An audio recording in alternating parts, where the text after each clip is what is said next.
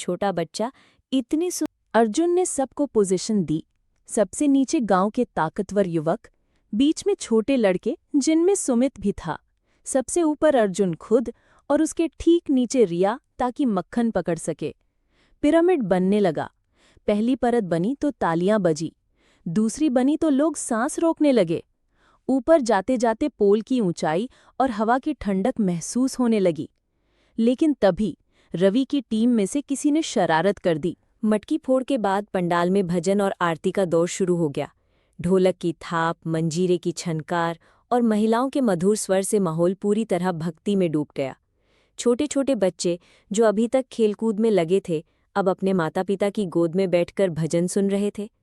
अर्जुन, रिया और सुमित मंच के पास बैठ गए। मीरा दीदी ने सबको प्रसाद दिया, माखन, मिश्री और तुलसी के पत्ते का।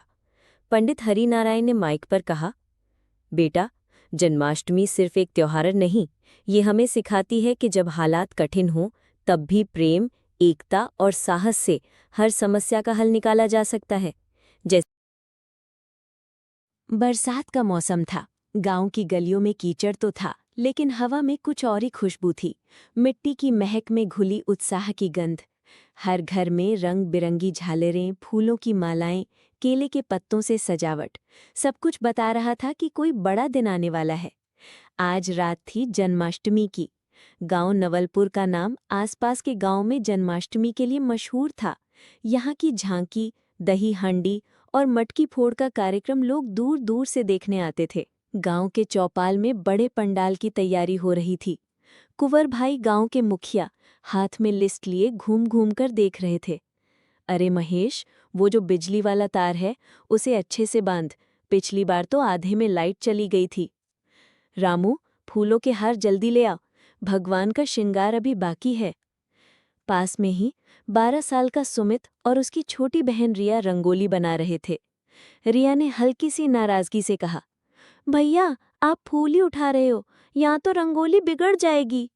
सुमित हंसते हुए बोला, अरे बिगड़ेगी नहीं, बस कृष्ण जी के पैरों। गांव के बुजुर्ग पंडित हरिनारायण भी आए हुए थे। वे पिछले 40 साल से जन्माष्टमी की पूजा करा रहे थे। उनकी आवाज गहरी लेकिन प्यार भरी थी। बच्चों, याद रखो, कृष्ण सिर्फ मंदिर में नहीं होते, वो तो हर उस जगह है जहां प्यार और भक्ति है। गांव के लड़के मैदान में मटकी फोड़ की प्रैक्टिस कर रहे थे। ऊपर बंधी मटकी में दही, मक्खन और सिक्के थे। जय कन्हैया लाल की गूंज से पूरा माहौल गूंज रहा था। लेकिन भीड़ में एक चेहरा था जो बाकी से अलग था। अर्जुन। अर्जुन शहर में पढ़ाई करता था और 3 साल बाद गांव लौटा था। बचपन में वो भी मटकी फोड़ में चैंपियन था, लेकिन इस बार कुछ अलग था। उसके चेहरे पर हल्की उदासी थी। माँ बाप का देहांत हो चुका था और वो अपने चाचा चाची के पास रह रहा था। चाची ने तो उसे अपनाया, लेकिन चाचा हमेशा ताने देते, शहर का लड़का गांव के काम में क्या करेगा। अर्जुन चुप रहता, लेकिन अंदर से वो इस जन्माष्टमी को खास बनाना चाहता था। शाम होते होते पंडाल जगमगा उठा। एलईडी लाइटों की चमक, भजन की मधुर धुन और हल्की ठंडी हवा, सब मिलकर ऐसा एहसास दे रहे थे जैसे पूरा गांव कृष्णमय हो गया हो। पंडाल के कोने में मीरा दीदी बच्चों को झांकी के लिए तैयार कर रही थी। एक बच्चा बालकृष्ण बना था, कोई राधा, कोई बलराम। रिया भी राधा बनी थी और सुमित बलराम। मीरा दीदी ने अर्जुन को देखकर कहा, तुम भी झांकी में क्यों नहीं आते? रात के 8 बज चुके थे। गांव का हर घर पंडाल की तरफ बढ़ रहा था। कोई अपने बच्चों को गोद में उठाए था, तो कोई दोस्तों के साथ हंसी मजाक करता जा रहा था। भजन मंडली ने माइक पर आवाज दी, सुनो सुनो, श्री कृष्ण जन्माष्टमी के पावन अवसर पर झांकी प्रतियोगिता और मटकी फोड़ का कार्यक्रम अब थोड़ी देर में शुरू होगा। सभी लोग पंडाल में पधारें। अर्जुन पंडाल के पीछे खड़ा सब देख रहा था। उसके दोस्त पुरानी यादें ताज़ा कर रहे थे। याद है अर्जुन, जब तूने 14 साल की उम्र में अकेले मटकी फोड़ दी थी? हाँ, और मक्खन सीधे तेरे सर पर गिरा था, किसी ने हंसते हुए कहा। अर्जुन हंस तो दिया, लेकिन अंदर कुछ कसक थी। वो जानता था इस बार गांव का मटकी फोड़ मुकाबला रवि गैंग जीतेगी। रवि वही लड़का था जो शहर से लौटने के बाद अर्जुन को ताने मारता रहता था।